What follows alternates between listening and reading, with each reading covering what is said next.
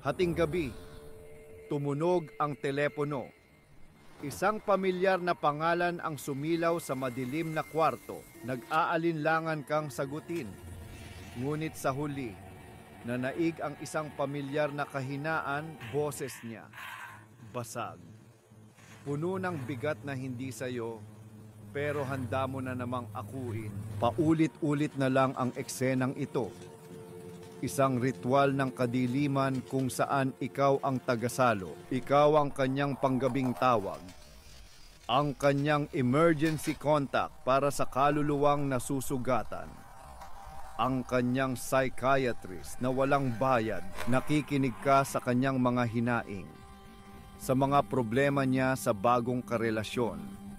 Sa mga kabiguan niya sa trabaho, binibigyan mo siya ng payo.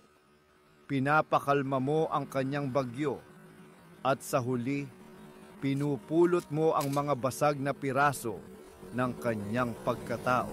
Pagkatapos ng tawag, kapag payapa na siya, ibababa niya ang telepono at iiwan ka na naman sa katahimikan. Ikaw naman ang maiiwang wasak. Dala-dala ang bigat na ipinasa niya sa iyo. Hanggang sa susunod na tawag niya, iniisip mo, baka ito na ang paraan para bumalik siya. Baka kailangan ka lang talaga niya. Pero heto ang madilim na katotohanan. Isang sikreto na ayaw mong aminin sa sarili mo. Hindi ito pag-ibig. Ito ay paggamit. Ito ay isang uri ng psikolohikal na laro. Ito ang tinatawag na the ex-boyfriend test. At sa bawat sagot mo sa tawag niya, bumabagsak ka. Ang premise ng test ay simple lang. Kailan siya tumatawag? Tumatawag lang ba siya kapag gabi na? Kapag mag-isa siya? Kapag nag-away sila ng bago niya? Tumatawag ba siya para kamustahin ka?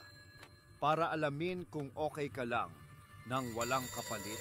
Kung ang sagot ay hindi, malinaw ang resulta ng test. Isa kang emotional dumping ground. Isang basurahan ng emosyon. Isang convenient na tapunan ng kanyang mga problema. Ito ay hindi aksidente. Ito ay psikolohiya. Ang tawag dito ay intermittent reinforcement. Paminsan-minsan, binibigyan kanya ng atensyon. Isang patikim ng nakaraan.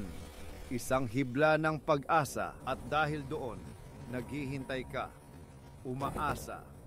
Dahil hindi mo alam kung kailan ulit darating ang reward, ganyan kanya kinokontrol sa pamamagitan ng iyong sariling pag-asa. Pag-isipan natin ang isang kwento.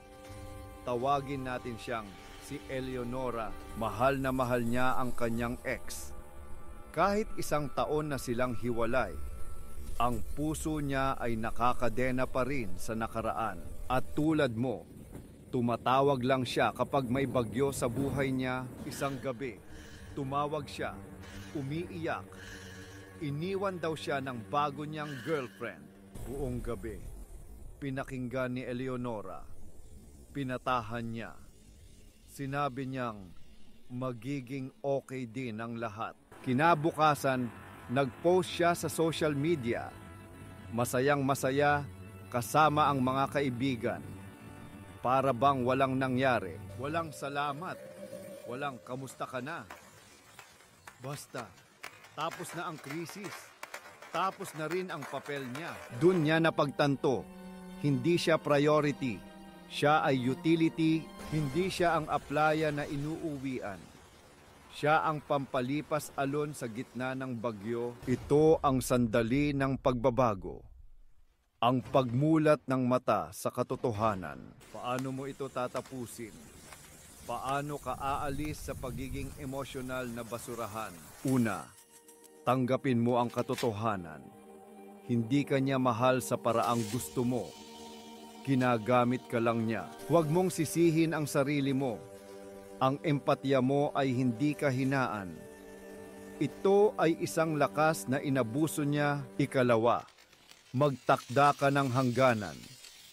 Ang iyong kapayapaan ay hindi pwedeng ipagpalit sa kanyang kaginhawaan. Sa susunod na tawag niya sa hating gabi, may kapangyarihan kang huwag sagutin. Ang katahimikan na isasagot mo ay mas malakas pa sa kahit anong salita. At huli sa lahat, patawarin mo ang sarili mo sa pag-asa. Hindi kasalanan ang umibig at umasa. Ang mahalaga ay ang matuto kang mahalin ang sarili mo nang higit. Ang pagiging ex-boyfriend's emotional dumping ground ay hindi isang sentensya habang buhay. Ito ay isang pinto na ikaw lang ang may hawak ng susi